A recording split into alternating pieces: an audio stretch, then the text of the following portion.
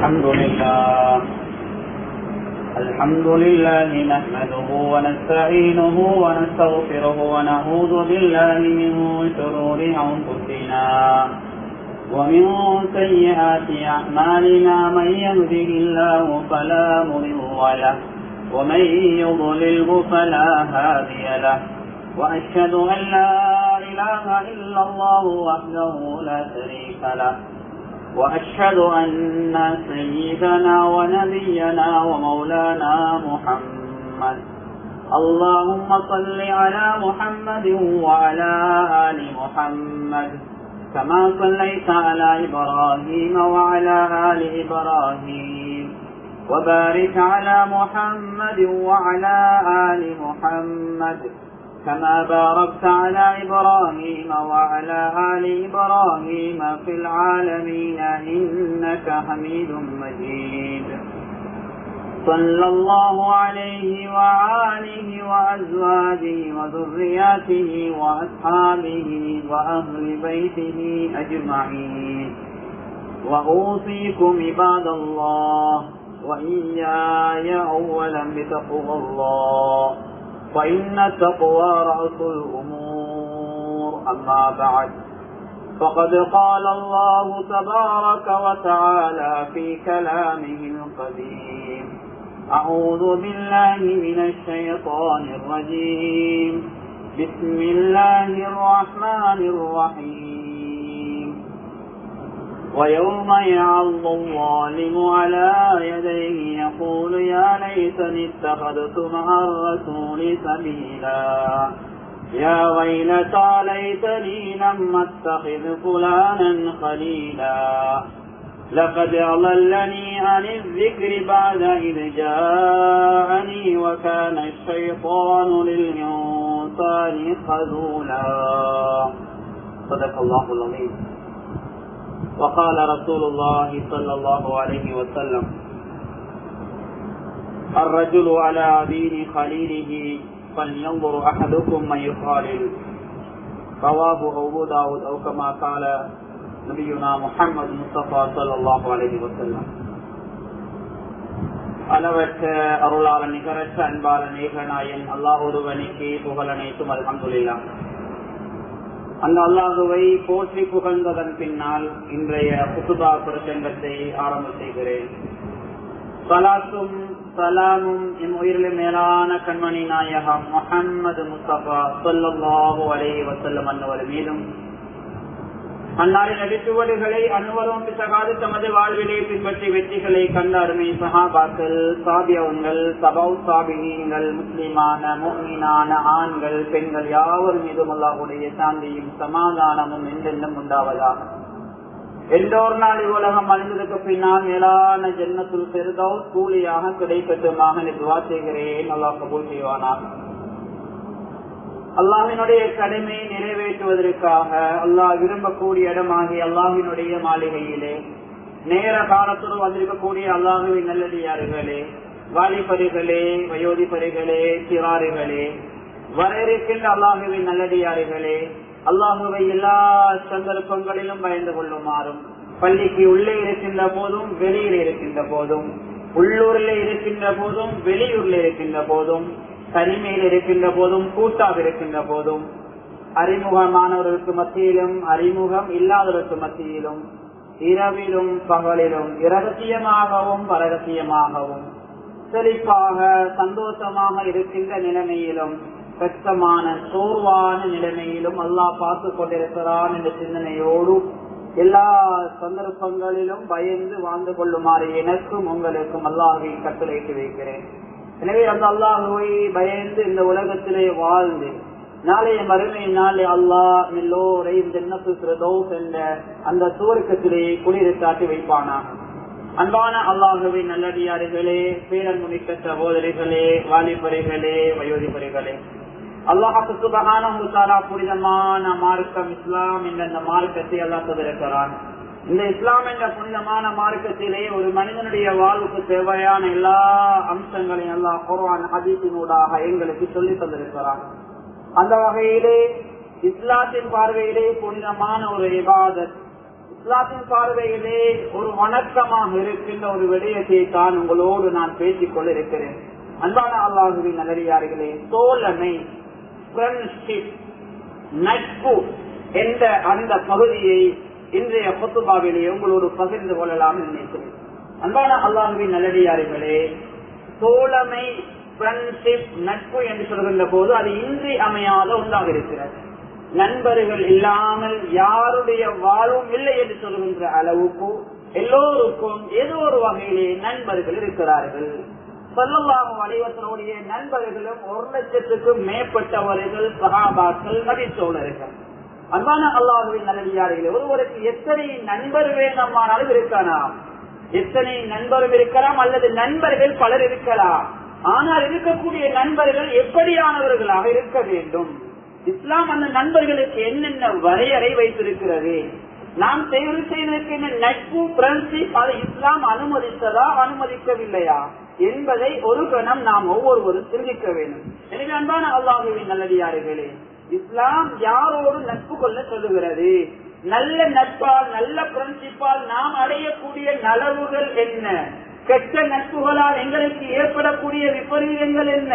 ஸல்லல்லாஹு அலைஹி வஸல்லம் அவர்கள் அதே போன்று அல்லாஹ் தஆலா எங்களுக்கு யார் யாரோடு நட்பு வைக்குமாறு, யார் யாரை நண்பராக ஏற்றுக்கொள்ளுமாறு, யார் யாரோடு பழகுமாறு, யார் யாரோடு உட்காருமாறு சொல்லியிருக்கிறார் என்ற விடயத்தை இன்றைய குத்துபாவிலே உங்களோடு பகிர்ந்து கொள்ளாமல் இருக்கிறேன். அன்பான அல்லாஹுவின் நல்லடியார்களே, நட்பு என்ற இந்த மகத்தான உறவினால் சாதிப்பவை ஏராளம். நட்பு என்ற இந்த ஃப்ரெண்ட்ஷிப் என்ற உறவினால் சாதிக்கின்ற விடயம் ஏராளம். அது மாத்திரமல்ல, நமக்கிடையிலே நட்பாக, ஃப்ரெண்ட்ஷிப்பாக வாழக்கூடியவர்கள், இருக்கக்கூடியவர்கள் நினைப்பார்கள் நட்புக்கு மிகப்பெரிய ஒரு சக்தியும் இருப்பதாக. அந்த அளவு நட்பு புனிதமானது. அது மாத்திரமல்ல, அன்பான அல்லாஹுவின் நல்லடியார்களே, ஒரு நண்பன் அதாவது எப்போதும் நன்மை ஊற்றுக்கண்ணாக இருக்க வேண்டும். ஒருவரை ஒருவர் தோழமையாக எடுத்துக்கொண்டார் என்றால் அவர் எப்போது நன்மையின் ஊற்றுக்கண்ணாக இருக்க வேண்டும். தீமையின் சிகரமாக இருக்க முடியாது. தீமையை கண்கின்ற இடத்திலே தட்டக்கூடியவராக, அதை விட்டு ஒதுங்கக்கூடியவராக இருக்க வேண்டும். அது மாத்திரமல்ல, கண்ணியமான அல்லாஹுவின் நல்லடியார்களே, நாம் ஒருவரோடு நட்பு கொண்டு விட்டால், நாம் யாரையாவது ஒருவரை தெரிவு செய்த நண்பராக எடுத்துக்கொண்டு விட்டால் அவரது வாழ்விலும் எங்களுடைய வாழ்வில் நிறைய மாற்றம் ஏற்படுவதை அவதானிக்கிறோம். சிலர் நல்ல நண்பர்களால் அடைந்த நலவுகள் ஏராளம், சிலர் கெட்ட நண்பர்களால் அடைந்த விளைவுகள் ஏராளம். எந்த அளவுண்டால் சில நண்பர்கள் மூலமாக சிலர் தங்களுடைய உயிரை பறிகொடுத்திருக்கிறார்கள். சில கெட்ட நட்புகள் ரீதியாக தங்களுடைய மனைவியை கூட இழந்திருக்கிறார்கள். கண்ணியமான அல்லாஹ்வின் நல்லடியார்களே, கெட்ட நண்பர்கள் மூலமாக சிலர் தங்களுடைய பணங்களை, பொருளாதாரத்தை பறிகொடுத்திருக்கிறார்கள். அதனால் இஸ்லாம் இந்த நட்புக்கு ஒரு வரையறை வைத்திருக்கிறது. எனவே அன்பான அல்லாஹ்வின் நல்லடியார்களே, நட்பு என்ற இந்த வட்டாரம் விசாலமானது.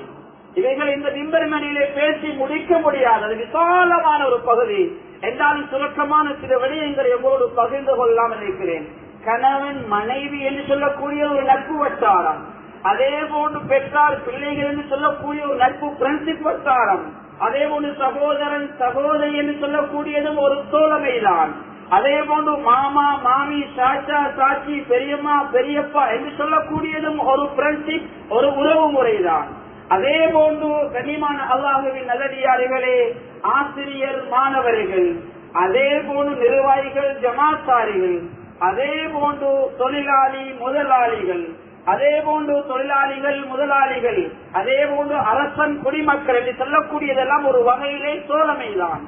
என்றாலும் இந்த இடத்திலே மிக முக்கியமாக உங்களோடு பேசக்கூடிய தோழமை எது தெரியுமா? நாங்கள் தொழிற்துறைகளின் போது அல்லது பாடசாலை செல்கின்ற போது, உயர் கற்கை நெறிகளுக்கோ எங்களுடைய கற்கை நெறிகளுக்கோ செல்லுகின்ற போது அங்கே எங்களுக்கு அறிமுகமாகின்றவர்கள், நாங்கள் இதற்கு முன் அவரை பார்த்ததில்லை, இதற்கு முன் அவரை பற்றி தெரியாது, அவருடைய தந்தையை தெரியாது, தகப்பனை தெரியாது, அவர் வாழ்கின்ற ஊரை தெரியாது, ஃபேமிலியை தெரியாது, இவரோடு நட்பு கொள்ள போகிறோம். அந்த சந்தர்ப்பத்திலே அவரிடத்திலே நாங்கள் பார்க்க வேண்டிய குவாலிபிகேஷன் என்ன, அவரை எப்படி எங்களுடைய நண்பராக எடுத்துக் கொள்ள முடியும், இவர் தகுதியா இல்லையா என்பதை இஸ்லாம் எப்படி சொல்லித் தருகிறது மாணவர்களே. குறிப்பாக நட்பு என்று சொல்கின்ற போது அதை இரண்டாக பிரிக்கலாம்.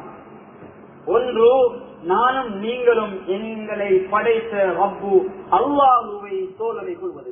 அல்லாஹ்வின் மீது வைக்கின்ற அன்பு அல்லாஹ் அந்த உலகத்திலே ஆக பெரிய அன்பு. நாங்கள் வாழ்வது அல்லாஹ்வுக்காக, நாங்கள் மரணிப்பது அல்லாஹ்வுக்காக, திருமணம் முடிக்கிறோமா அல்லாஹ்வுக்காக, திருமணம் முடித்த பிள்ளை என்று பெற்றெடுக்கிறோமா அல்லாஹ்வுக்காக, பிள்ளையை படிக்க வைக்கிறோமா ஓத வைக்கிறோமா அல்லாஹ்வுக்காக, தொழில் செய்கிறோமா அல்லாஹ்வுக்காக. இது ஒரு நட்பு அல்லாஹ்வுக்காக. இன்னொரு நட்பு இருக்கிறது, அல்லாஹ்வுடைய படைப்பினங்கள் மீது வைக்கக்கூடிய அன்பு, நட்பு, ஃப்ரெண்ட்ஷிப். அது எங்கள் தலைவர் ரசூலுல்லாஹி ஸல்லல்லாஹு அலைஹி வஸல்லம் அவர்கள் மீது வைக்கின்ற அன்பாக இருக்கலாம். அதற்கும் ஒரு முறை இருக்கிறது. அல்லது ஸல்லல்லாஹு அலைஹி வஸல்லம் அவர்களுடைய நண்பர்கள், சஹாபாக்கள், நபித்தோழர்கள், அவர்கள் மீது நாங்கள் வைக்கின்ற அன்பு. நபி ஸல்லல்லாஹு அலைஹி வஸல்லம் தோழர்கள் சஹாபாக்கள், நபி ஸல்லல்லாஹு அலைஹி வஸல்லம் தோழர்களோடு நாங்கள் எப்படி நடந்து கொள்ள வேண்டும், அதுவும் ஒரு நட்பு தான். அதே போன்று நபிமார்களோடு நாங்கள் வைக்கின்ற நட்பு, அதே போன்று அஹ்லுல் பைத், நபி ஸல்லல்லாஹு அலைஹி வஸல்லம் குடும்பம், இவர்களோடு நாங்கள் வைக்கின்ற நட்பு, சாலிஹான நல்ல மக்களோடு வைக்கின்ற நட்பு, அதே போன்று பெற்றோர், பிள்ளைகள், அதே போன்று குடும்ப உறவுகள், அயலவர்கள், அதே போன்று அனாதைகள், ஆதரவற்றவர்கள், வேலையாட்கள், அதையும் தாண்டி வாய் பேச முடியாத மிருகங்கள் மீது வைக்கின்ற அன்பு கூட இருக்கிறது. அன்பானவர்கள், இஸ்லாம் சொல்லிக் கொண்டிருக்கிறது. வாய் பேச முடியாத மிருகத்துடைய விடயங்களிலே நல்ல முறையில் நடந்து கொள்ளுமாறு இஸ்லாம் சொல்லியிருக்கிறது. வாய் பேச முடியாத முறையம் இருக்கிறது, மிருகம் இருக்கிறது, அது சம்பந்தமான எச்சரிக்கை விடுக்கப்பட்டிருக்கிறது. நாங்கள் பயணம் செய்கிறோமா, அதற்குரிய உரிமைகளை கொடுக்க வேண்டும் மாணவர்களே. எனவே இந்த சந்தர்ப்பத்தில் எங்களோட பார்க்க இருக்கிற நட்பு எது தெரியுமா?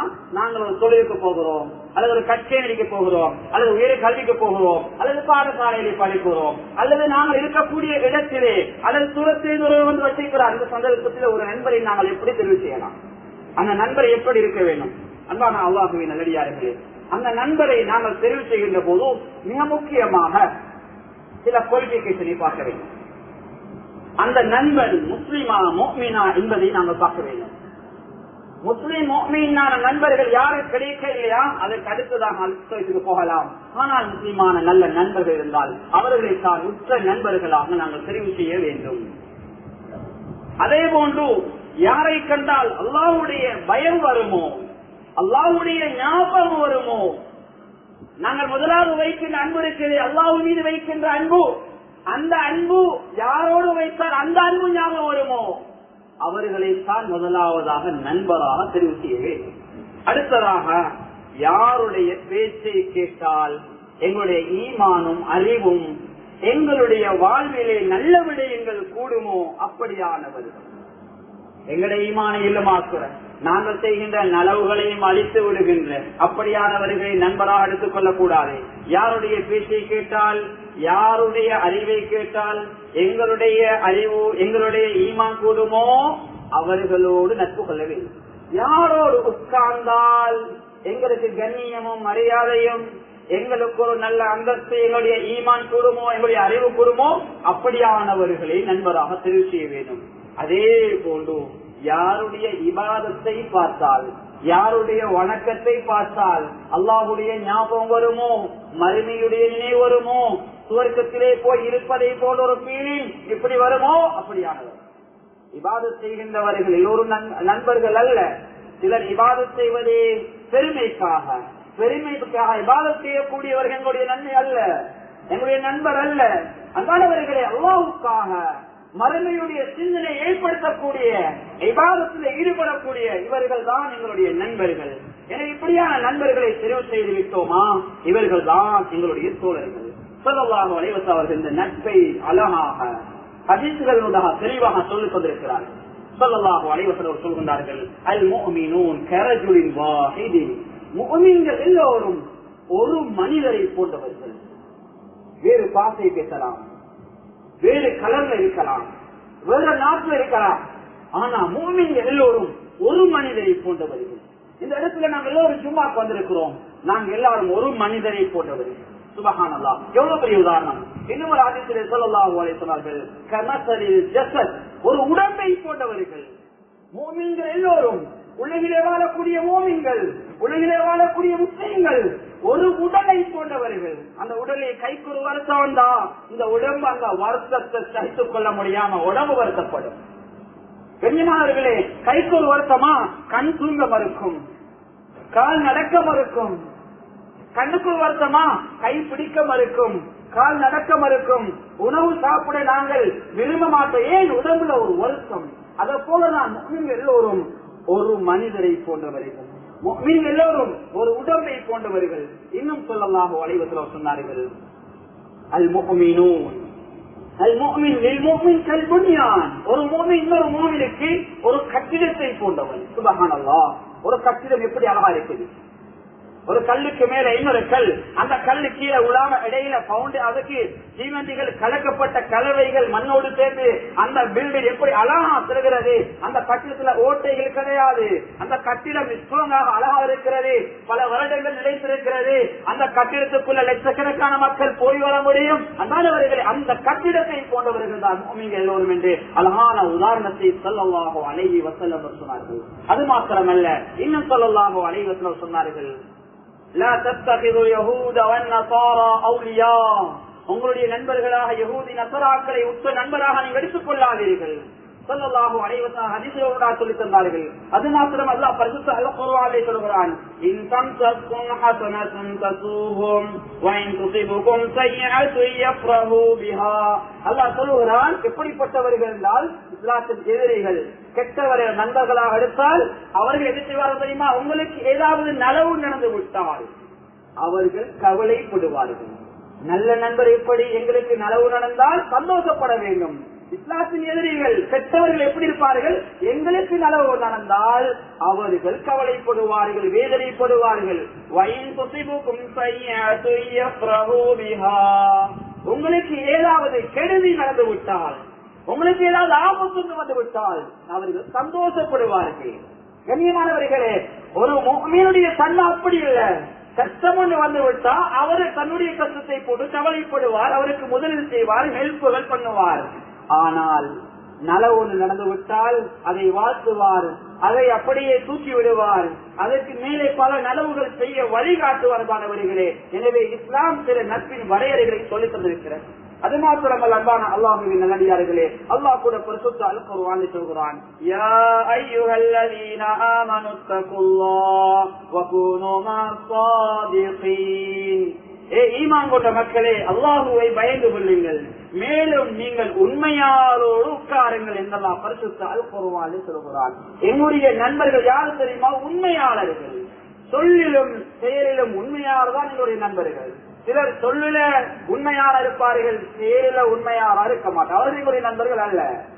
வாயால பேசினா அது செயல காட்டும். இன்னைக்கு ஒரு செக்கை கொடுக்கிறார், 5 லட்சம் செக். ஒரு கடலாசியை கொடுக்கிறார், நாளைக்கு இது 5 லட்சம் பணமாக இருக்குது. நாளைக்கு அதை பேங்க்ல போட்டா அது கடலாசியாக இருந்தா அவர் செயல் வீரர் அல்ல.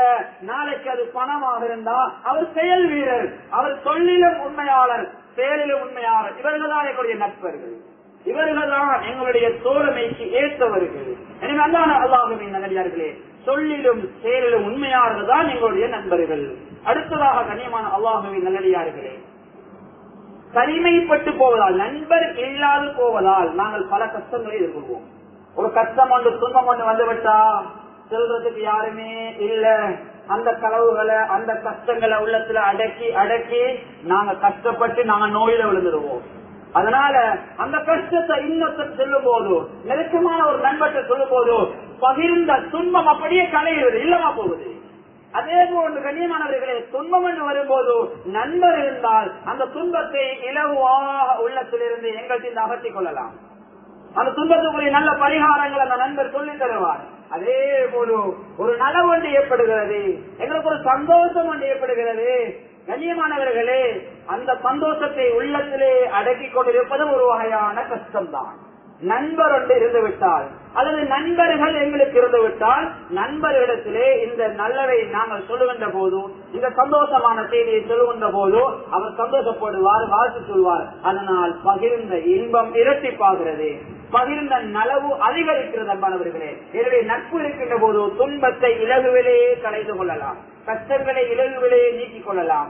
அதே போன்று நலவுகளை இரட்டிப்பாக்கிக் கொள்ளலாம், பல சந்தோஷங்களை இன்னும் வரவழைத்துக் கொள்ளலாம். அது நட்பினூடாக நாம் அடைகின்ற ஒரு நலவாக இருக்கிறது. எனவே அன்பான அல்லாஹ்வின் நல்லடியார்களே, அல்லாஹ் கூட பரிசுத்த அல் குர்ஆனிலே நண்பர் என்று சொல்லக்கூடிய இந்த பகுதியை, தோழமை என்று சொல்லக்கூடிய இந்த பகுதியை விரிவாக அல்லாஹ் குர்ஆனிலே பேசியிருக்கிறான். அன்பான அல்லாஹ்வின் நல்லடியார்களே, நட்பு என்ற இந்த மகத்தான உறவு காலங்கள் நிலைமைகள் மாறுகின்ற போது எமக்கு கை கொடுக்கின்ற உறவாக இருக்கிறது. எல்லா நாட்களும் நாங்கள் நல்லவர்களாக இருக்க மாட்டோம், சில வேளை வழி தவற பார்ப்போம். எல்லா நாட்களும் நாங்கள் கையிலே பணம் உள்ளவர்களாக, செழிப்பானவர்களாக, லாபத்தை பெறக்கூடியவராக இருக்க மாட்டோம். சில காலங்களில் எங்களுடைய வியாபாரம் லொஸ் ஆகலாம், சில காலங்களில் எங்களுடைய விவசாயங்களே அறுவடை இல்லாமல் போகலாம், சில காலங்களில் எங்களுக்கு நோய்வாய்ப்புகள் ஏற்படலாம், சில காலங்களில் எதிர்பாராத அனர்த்தங்கள் ஏற்படலாம். இந்த சந்தர்ப்பங்களில் நல்ல நண்பர்கள் என்றால் எங்களுக்கு உதவியாக இருப்பார்கள். எங்கட பிசினஸ் கீழே போகாது, அவர பணத்தை போட்டு எங்கட பிசினஸ் டெவலப் ஆக்கிடுவார். எங்களுக்கு நோய் என்றா அது அவருக்குள்ள நோயை போல அவர் செலவழிப்பார். அதான அல்லாஹ்வின் நல்லடியார்களே, ஒரு பயணம் போறோமா, எங்கட கையில பணம் இல்லையா, அவர் செலவழிப்பார். இப்படியான நல்ல நண்பர்கள் இருக்கின்ற போது எங்கட வாழ்க்கையில நிறைய நலவுகளை நாங்கள் அடைந்து கொள்ளலாம். அல்லாஹ் கூட பரிசுத்த அல் குர்ஆனிலே புனிதமான இந்த உறவை பல கோணங்கள் எல்லாம் பேசியிருக்கிறான். நண்பர் என்ற அல்லாஹ் சொல்லை குர்ஆனிலே பல அமைப்பில் அல்லாஹ் பேசியிருக்கிறான். நண்பர் என்ற அல்லாஹ் இந்த வார்த்தையை குர்ஆனிலே ஹமீம் என்ற வார்த்தையினூடாக, கலீல் அல் அஹில்லா என்ற வார்த்தையினூடாக, கரீம், ரஃபீக், சதீக், அஷீர், வலி, அவுலியா என்று பல சொற்களினூடாக நண்பர்கள், தோழர்கள், நண்பர், தோழர் என்ற வார்த்தை அல்லாஹ் பரிசுத்த அல் குர்ஆனிலே பல இடங்களிலே அல்லாஹ் பேசியிருக்கிறார். எனவே அன்பான அல்லாஹ்வின் நல்லடியார்களே, நல்ல நண்பர்களை நாங்கள் தெரிவு செய்து கொள்வது எங்களுடைய வாழ்க்கையிலே மிக முக்கியமான ஒரு விடயமாக இருக்கிறது.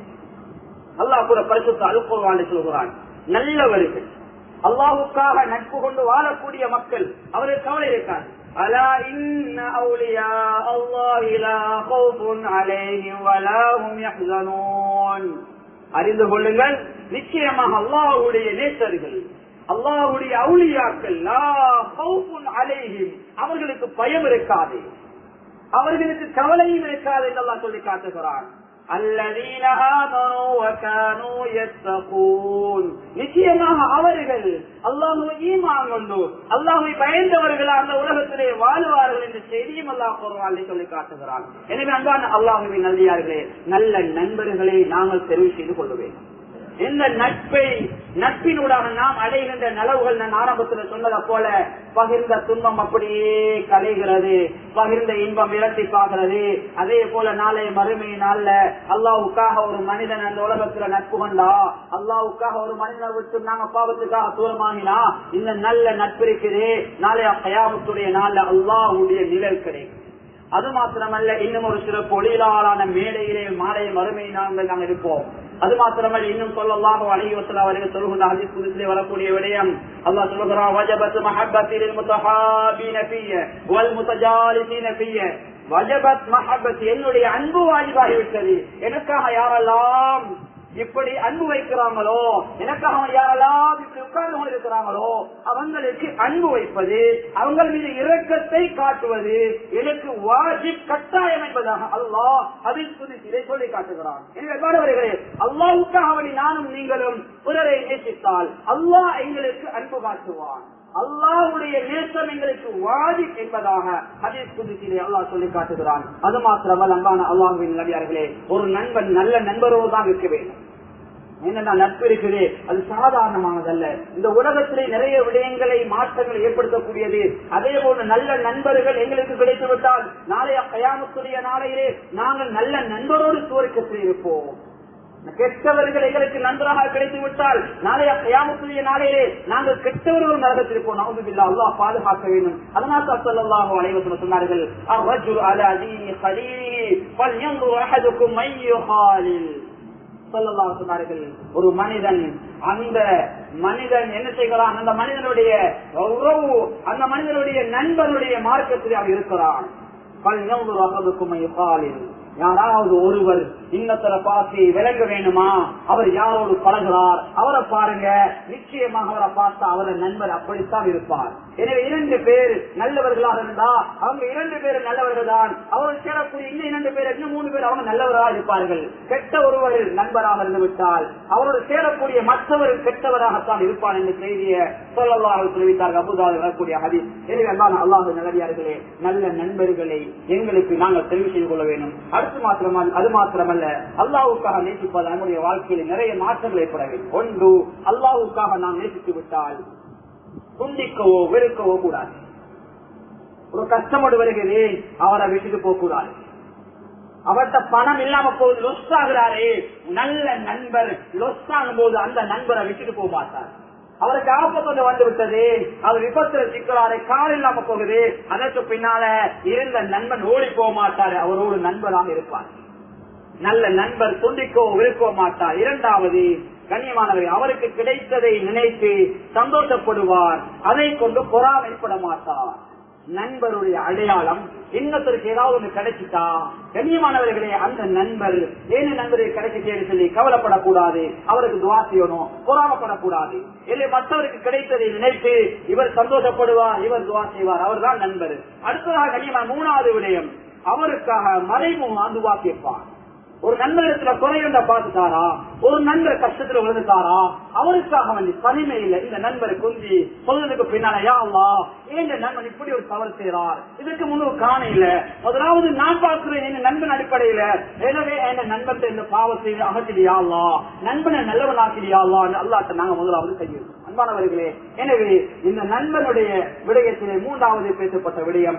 4வது, மன்னிக்கும் தன்மைகளை வாசிப்போம். ஒரு நண்பனோட தவறு செஞ்சுட்டா, முன்ன பின்ன நடந்துட்டா மன்னிக்க வேண்டும். நண்பர் சில பேர் விளையாட்டாக பேசுவார், ஜோக்காக பேசுவார், சில நேரங்கள்ல உண்மைக்கு எங்களுக்கு அடிச்சிருவார். அது நண்பர் என்பதை நாங்கள் மனதில் தாராளமாக ஏற்றுக்கொண்டு அதை மன்னித்து விட வேண்டும். அதையும் பரிசுத்த அல்குர்ஆன் சொல்கிறான், நல்ல மனிதருடைய தன்மையாக சொல்கிறான், மனிதர்களை அவர்கள் மன்னித்து விடுவார்கள். எனவே மன்னிக்கின்ற தன்மை எங்களுடைய வாழ்க்கையிலே அணிகலமாக இருக்க வேண்டும். அதற்கு மலர்ந்த முகத்துடன் சந்திப்பார். எந்த நேரத்துல பார்த்தாலும் முகத்துல கவலை இருக்காது, சிரித்த முகத்தோடு இருப்பார். கண்ணியமானவர்களே, என்ன கவலை வந்தாலும் அது உள்ளத்துல இருக்கும், முகத்துல கவலையை காட்டிக் கொள்ள மாட்டார். முகத்தால நல்ல முறை இருக்கக்கூடியவங்க, சிரிச்சு பேசக்கூடியவங்க, நல்ல முக சிரிப்போடு இருக்கக்கூடியவங்க, அவங்களை பார்த்து யாரும் நினைக்க கூடாது, இவர் சந்தோஷமா இருக்கிறார், இவர் நல்லா இருக்கிறார். கண்ணியமானவர்கள் அப்படி அல்ல, அவர் கஷ்டங்களை அடக்கி மக்களோடு நல்ல முறையிலே வாழ கற்றுக்கொண்டவர்கள். ஏதோ ஒரு வகையில் கஷ்டங்கள் துன்பம் இருக்கும், ஆனா துன்பங்களை மற்றவர்கள் காட்ட மாட்டார். எனவே நண்பருக்கு நண்பனான ஒரு நண்பர் இன்னொரு நண்பருக்கு எப்போது முகம் மலர்ச்சியோடு தான் அவர் காட்சி அளிப்பார். அடுத்து கண்ணியமானவர்களே, தனக்கு விருப்பமானதைத்தான் அவருக்கும் விருப்பம் அடைத்துவார். 2 நண்பர் போறாரு, ஏதாவது ஒரு கிடைக்க போகுதுன்னா நல்லது ஒரு நண்பர் எடுத்துட்டு மற்றது மோசமானதை இன்னொரு கொடுக்கிற வேலையை அந்த நண்பர் செய்ய மாட்டார். எனக்கு விருப்பமானதுதான் அவருக்கு விருப்பமாக இருக்கும், அதைத்தான் அவருக்கு சாய்ஸ் பண்ண கொடுப்பார். அடுத்ததாக கண்ணியமானவர்களே, தவறுகளை திருத்தி கொடுப்பார். நல்ல நண்பர்கள் அடையாளம் அவர் வாழ்க்கை ஏற்படக்கூடிய மாற்றம் எது தெரியுமா? அந்த நண்பர் தவறுகளை செய்துட்டா அந்த நண்பர்கிட்ட தவறு, இது தவறு, இது செய்ய வேண்டாம், இது நல்லதில்லை, எனவே நான் கூட்டாளி, நான் முதலாவது சொல்றேன், எனவே இதை நீங்க திருத்திக் கொள்ளுங்க. அந்த நண்பர் தவறு சொல்லிக் கொடுக்கணும். ஸல்லல்லாஹு அலைஹி வஸல்லம் ஹதீஸ்ல சொல்றத போல, ஒரு மூமின் மற்ற மூமினுக்கு கண்ணாடி, ஒரு மூமின் மற்ற மூமினுக்கு கண்ணாடி. கண்ணாடிக்கு முன்னால போனா எங்கட முகத்தை தான் காட்டும்.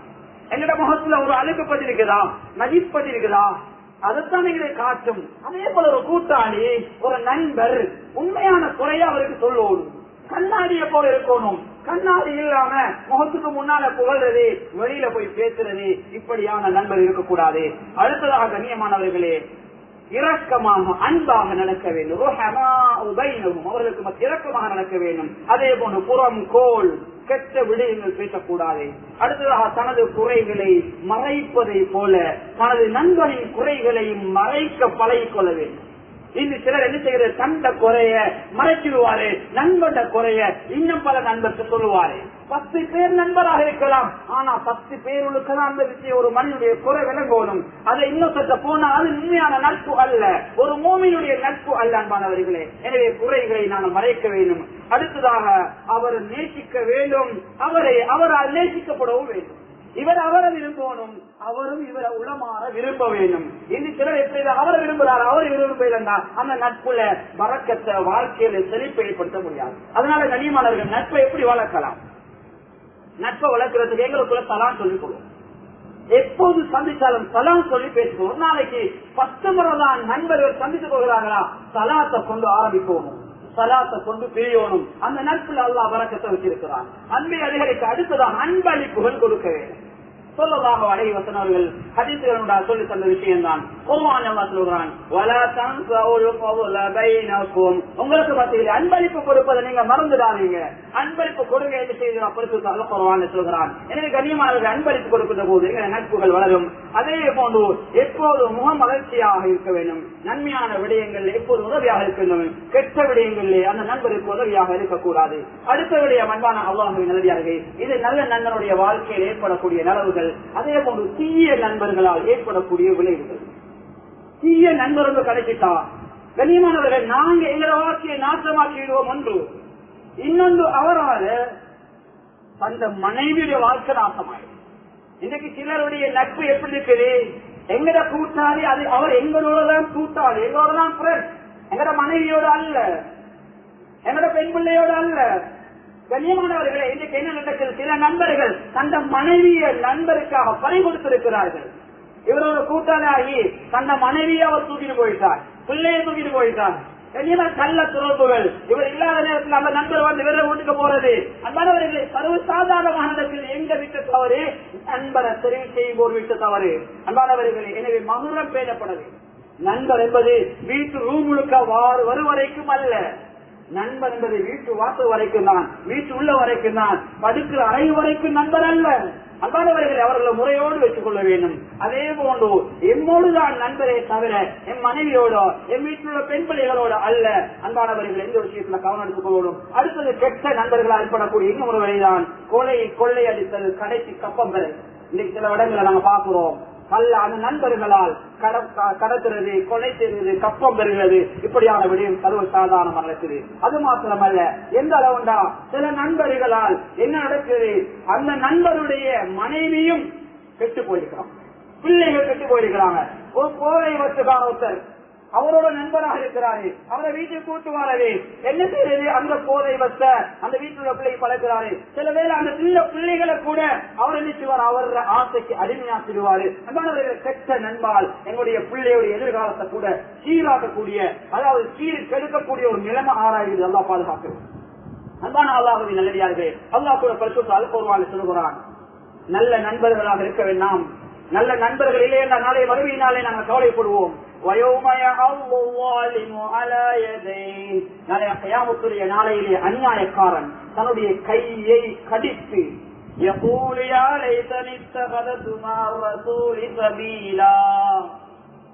என்னுடைய நண்பராக, என்னுடைய தூதராக இந்த ரசூல, இந்த நபிய என்னுடைய நண்பராக நான் எடுத்திருக்க கூடாதா, இந்த தூதரை நான் என்னுடைய வழிக்கு நேரு வழிகாட்சியை அடுத்திருக்க கூடாதா என்று ஒரு பாவி தன்னுடைய கையை கடித்து அழுவார்.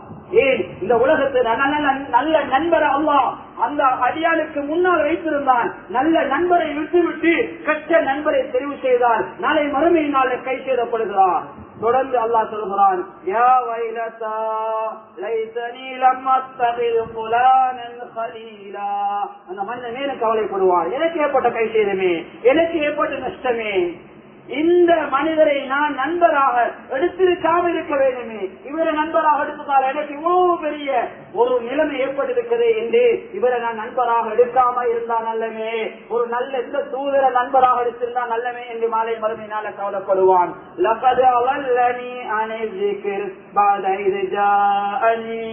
அல்லாஹ்வுடைய இந்த தெளிவான வேதம், தெளிவான வழிகாட்டு வந்ததுக்கு பின்னாலும் இந்த மனிதன் என்ன வழிகெடுத்து விட்டானே, என்ன நரகத்தை தூக்கி போறானே என்று கவலைப்படுவான். நிச்சயமாக இந்த ஷைத்தான் மனிதனுக்கு சூழ்ச்சி செய்யக்கூடியவன் இருக்கிறான். நண்பனின் அடிப்படையில் வேற அமைப்புல எப்படியோ மனிதனை சூழ்ச்சி செஞ்சு பாவத்துல சேர்க்கக்கூடியவா இருக்கிறான். எனவே கண்ணியமான அல்லாஹ்வின் நல்லடியார்களே, இந்த நல்ல கெட்ட நட்புகளுக்கு யாரும் மாற்றி விடாதீர்கள். நல்ல நண்பர்களை தெரிவு செய்து கொள்ளுங்கள். நிச்சயமாக அல்லாஹ் வாழ்க்கையில நிறைய மாற்றங்களை ஏற்படுத்துவான். எனவே எங்களோட வாழ்க்கையில நல்ல நண்பர்கள் தான் எப்போதும் எங்களுக்கு உதவியாக இருக்க வேண்டும், எங்களுடைய கஷ்டத்துக்கு துணையாக இருக்க வேண்டும். அதே போல கெட்ட நண்பர்கள் எங்களோடு இருந்தால் அவர் வட்டிக்கு பணம் கொடுப்பாரு, அவர் மாற்று வழியில சம்பாதிப்பாரு. அந்த பணத்தை நாங்க எடுப்போம், அதை எங்க பிள்ளையை கொடுப்போம், எங்க மனைவி கொடுப்போம், எங்க உமா அப்பாவை கொடுப்போம். மனிதர்களே ஒரு சமூகமே அழிஞ்சு போக வாய்ப்பு இருக்குது. அதனால நல்ல நண்பர்களை தெரிவித்து